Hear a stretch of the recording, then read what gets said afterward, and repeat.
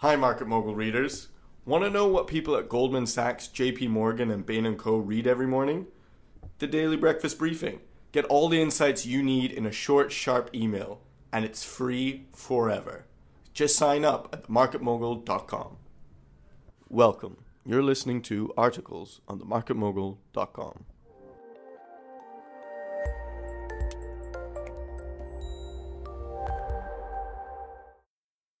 How Trump's victory led to the death of Europe by Rob Gill. 2016. In a stunning upset, Donald Trump defeated Hillary Clinton in the closest election since 2000 by 272 electoral votes to 266. Both candidates had promised that America would no longer be the world's policeman. Clinton had floundered late in the campaign and she was never able to shake off the email scandal. In his acceptance speech, President Trump declared an America First policy and that Europe could look after Europe. He also reported that Japan and South Korea should protect their interests without always relying on unilateral US support and demanding a quid pro quo. Throughout 2016, Russia had continued its low-level hybrid war against Ukraine, with the world's attention focused on the continuing refugee crisis, Syria and the fallout from Brexit. There was little coverage of the ongoing war in the Donbass, despite the daily casualties, and the world was content to believe the ceasefire was still holding. Low oil prices, still hovering around $50, and continuing sanctions had restricted Russian expansionism in Ukraine. Russia had mainly contented itself with sorties towards Kherson and Mariupol, cyber attacks and some terror attacks that Ukraine blamed on the FSB. It also broadened its operations in Syria, particularly in Aleppo, despite initially claiming to remove aircraft from that arena, but rarely seemed to attack IS targets. Aleppo fell in December to Assad regime forces. In December, most of the sanctions that were imposed following the downing of the MH17 were lifted despite objections from the Baltic states, Central European countries and the UK. President Trump would follow suit a few weeks after taking office in February 2017. The other major news in 2016 was, of course, Brexit, with Britain voting by 52% to 48% to leave the EU. Theresa May became British Prime Minister following the vote. A High Court decision ruling that Parliament had to consult before Article 50 was triggered earned a furious backlash from the Leave supporters, and the judiciary was subjected to unprecedented ocleocratic attack. This would be the beginning of the end of the judicial independence. 2017. Throughout 2017, as oil prices recovered to an average of $55 a barrel on the back of robust global demand, Russia focused on rebuilding its military and placing troops and ballistic missiles on the borders with neighboring NATO states. A clear violation of Georgian sovereignty and a land grab did not earn a sharp rebuke from the US. The Schengen Agreement began to fall apart under the strain of refugees, and border controls were reintroduced.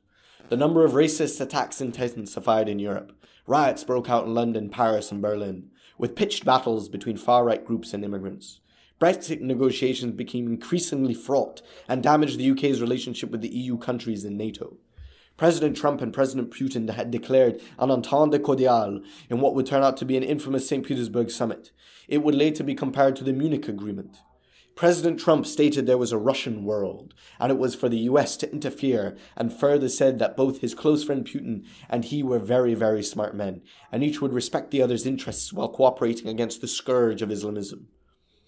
Many of the rebel groups in Syria, except for IS, were routed after the supply of arms dried up. At the time, the summit was declared to be a success akin to the Nixon visiting China. A few weeks later, in May 2017, Russia proxies launched a massive assault on Mariupol, following two earlier failed attempts, and the city fell in November 2017. President Poroshenko's pleas for defensive weapons had fallen on deaf ears in the US, and Europe and the US had dialed back most of its military assistance to the Ukrainians, with President Trump declaring that Ukraine was none of America's business and not in our arena of influence. The full quote was, "I don't expect to see Putin in Mexico, therefore why should I be in Ukraine? We need to get along with Russia to beat Islamists big time." The separatists began a march towards Odessa to liberate the city. President Poroshenko resigned in 2017 due to civil disobedience following the fall of Mariupol and was replaced by a little-known populist/nationalist in a fraught election in a few months later. Putin denied any involvement in the fall of Mariupol. The EU reimposed some limited sanctions, but these proved largely ineffectual. The newly re-elected President Sarkozy blocked any tougher sanctions. He had narrowly defeated Marine Le Pen in a presidential election. A wave of patriotism served through Russia following the victory of ethnic Russian fighters against the fascist regime of Poroshenko. Some Russian dissidents died in mysterious circumstances, both in Russia and abroad, between the late 2016 and mid-2017. The Netherlands, with Geert Wilders in power, announced that a referendum to leave the EU would be held mid-2018. 2018. The start of 2018 was relatively quiet. A form of frozen peace was achieved in Ukraine, with all but a few sanctions lifted, and the conflict in Syria was cooling down as the Russia-Iranian-backed regime and IS controlled 95% of territory between them. Assad had agreed to step down at the end of 2017 and was living in exile in St. Petersburg. Trump did not proceed with his promise to ban all Muslims from America, but began to implement his anti-Islamist policies, with thousands of mosques shut down. Muslims complained that they were being harassed by law enforcement. Despite these measures, the number of lone wolf terrorist attacks in the US intensified throughout 2017 and 2018. Trump announces a new version of the infamous Smoot-Hawley Act. He also imposed a 35% tax rate on US companies operating abroad, leading many US companies to either cancel FDI or to go bankrupt. The US national debt increased by 45% in 2008 alone, and unemployment reached 9.5% by the end of the year. GDP growth was measured at minus 1.5% for the year. Trump also ordered an unprecedented wave of deportations of immigrants. Many immigrants deported claimed that they and their families had lived in the US for decades. Europe responded in kind, slapping tariffs on US goods. Individual EU countries began to impose trade tariffs on each other as the free movements of goods broke down. The Netherlands voted to leave the EU in mid-2018, with Sweden and Finland voting to hold referendums to follow suit. Presidents Trump and Sarkozy were Putin's guests of honor at the final of the FIFA World Cup. A picture of Trump, Berlusconi, Putin, Blatter, Farage, and Sarkozy at the final together would become an enduring and iconic image. A terror attack in Moscow was blamed by Russia on Ukrainian Tatar terrorists. This led to terrible oppression against the Tatar people of Crimea. Putin further alleged that the Ukrainian government was involved directly in the attack. Putin was re-elected with a significant vote. The remaining independent news agencies were shut down in Russia, and all foreign NGOs outlawed. Putin announced that sovereignty cannot override the interests of ethnicity, and that it's solemn duty to ensure safe areas for Russian speakers wherever they may be.